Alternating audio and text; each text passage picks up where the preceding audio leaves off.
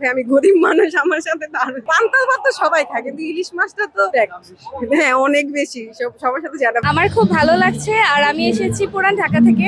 আমাদের পুরান ঢাকায় যে ঐতিহ্য থাকে ঠিক তেমনি এখানকার একটা ঐতিহ্য অনুভব করা যাচ্ছে।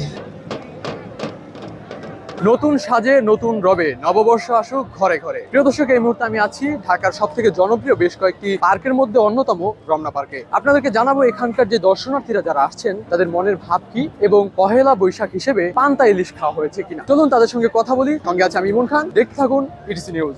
পরিবেশ বলতে আগের গতবার থেকে এবার তেমন একটা ভালো লাগলো না পরিবেশ, সব না আরো বেটার মনে করছিলাম, বাট ওরকম না।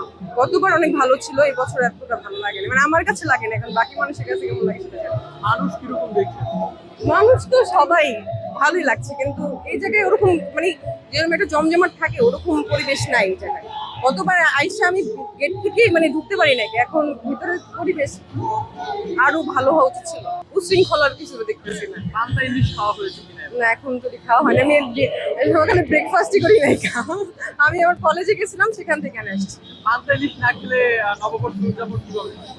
সেটা তো সবাই ট্রেডিশন, ঠিক আছে, এটা যার যার ব্যক্তিগত ব্যাপার। সবাই তো আর ইলিশ খাওয়ার অ্যাবিলিটি রাখে না, এটা যার যার ব্যক্তিগত ব্যাপার। আমি কি খাইছি, আমার কলেজ থেকে একটা সিঙ্গারা একটা মিষ্টি দিছে, আমি সেটা খাইছি।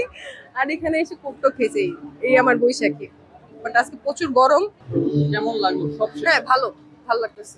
বাঙালি তো অবশ্যই ভালো তো লাগবে, নিজের ঐতিহ্য অবশ্যই ভালো লাগবে।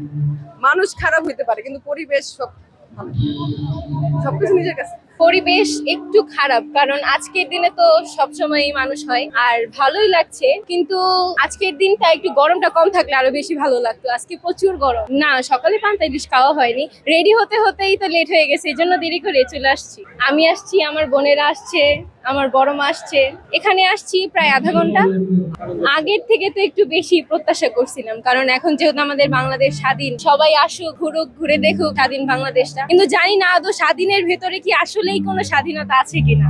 আমার খুব ভালো লাগছে। আর আমি এসেছি পুরান ঢাকা থেকে। আমাদের পুরান ঢাকায় যে ঐতিহ্য থাকে ঠিক তেমনি এখানকার একটা ঐতিহ্য অনুভব করা যাচ্ছে। কি অনুভূতি হচ্ছে এত মানুষ দেখে? প্রথমত ভেবেছিলাম যে একটু কম মানুষ হবে, বাট এটা আশা করাই ভুল, কারণ এখানে খুব ভিড় হয় সব সময়। আর এখন ইচ্ছা আছে এখান থেকে কলা ভবনের দিকে যাওয়ার, সেখানে অনেক খেলাধুলার আয়োজন করা হয়, তো সেখানে কিছু খেলা দিব ভাবছি। গত বছরের তুলনায় বা এর আগের তুলনায় এখনকার বৈশাখের মেলা কেমন লাগছে? বৈশাখের মেলা ভালো লাগছে, কিন্তু আগের তুলনায় বন্ধুত্বের সম্পর্ক কমে গেছে। আগের বার ধরতে গেলে আমি আমার অনেক বান্ধবী নিয়ে এসেছিলাম, বাট এইবার বান্ধবীর আসে নাই, কিন্তু আমি আমার পরিবারের সাথে আসছি। এই ছোট্ট করে বলবো, খুব ভালো লাগতেছে, আনন্দ। হ্যাঁ, সকালে খাওয়া হয়েছে, তারপরে বের হওয়া হয়েছে সবাই। পরিবেশটা ঠিক আছে, কিন্তু একটু কমফোর্ট ফিল করা যাচ্ছে। ভালো। শুরুতে যে ফার্স্টে থেকে যে শাড়িটা ছিল, সেম সিচুয়েশন গুলো আছে। সবাই তো আর সেমটা ধরে রাখতে পারে না, অনেকে চাচ্ছে যে স্ট্যান্ডার্ড, এর থেকে লুক একটু ভালো কিছু, তো আমরা যাই।